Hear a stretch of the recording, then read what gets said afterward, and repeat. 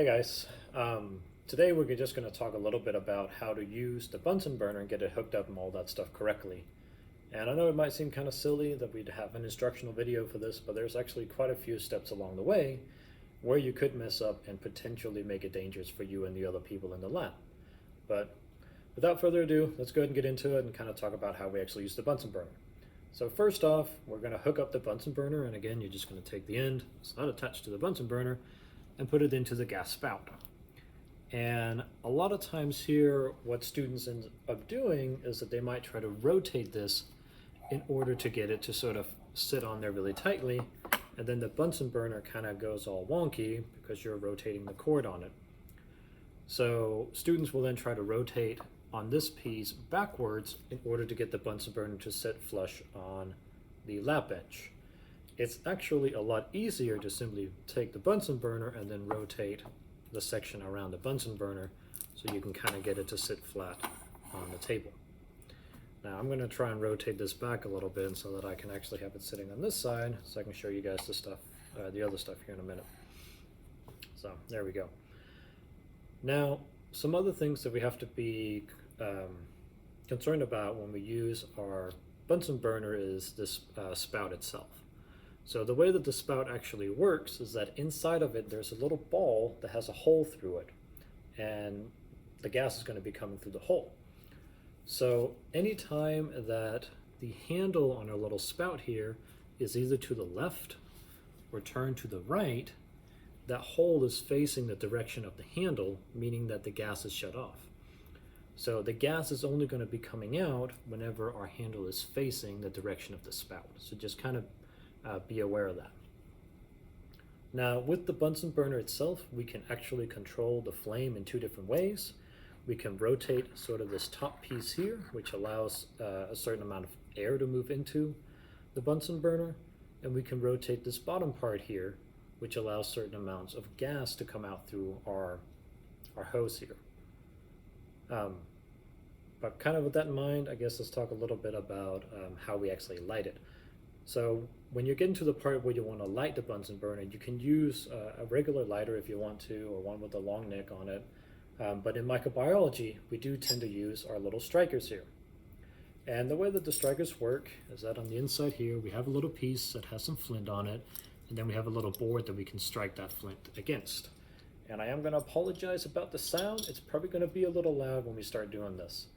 But a lot of times what you see students do is that they'll grab the strikers with one hand, they'll just kind of hold it over the Bunsen burner, and they just kind of go back and forth on here. And as you'll see, there's not a lot of sparks being made when you go around and you do that. So what I generally do to make sure that I get, nice big sparks is that I use two hands.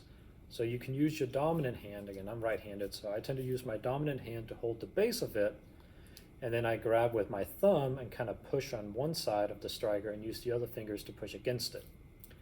And now when I do that, I can make nice big sparks, and that just ensures that my Bunsen burner is going to actually light rather than me standing here trying to get it to light, and it's not lighting. But kind of with that in mind, let's actually go ahead and light the Bunsen burner and then talk a little bit about, again, how we can control the flame.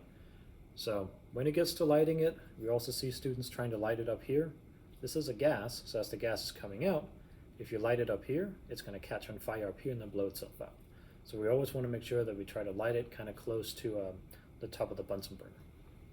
So let's go ahead and we'll turn on our gas. You can generally hear the gas coming out. We can then give it a couple clicks there, and there we go. So you can kind of see it back there is our flame.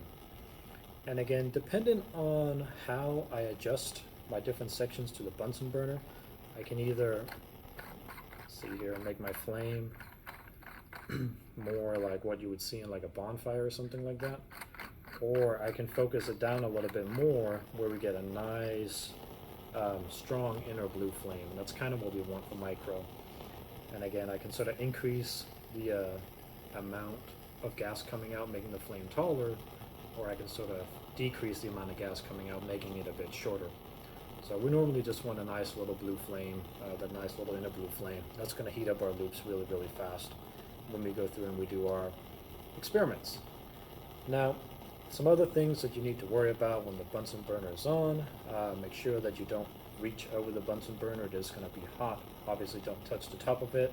If you have long hair, make sure that you tie your hair back so it doesn't get in the flame.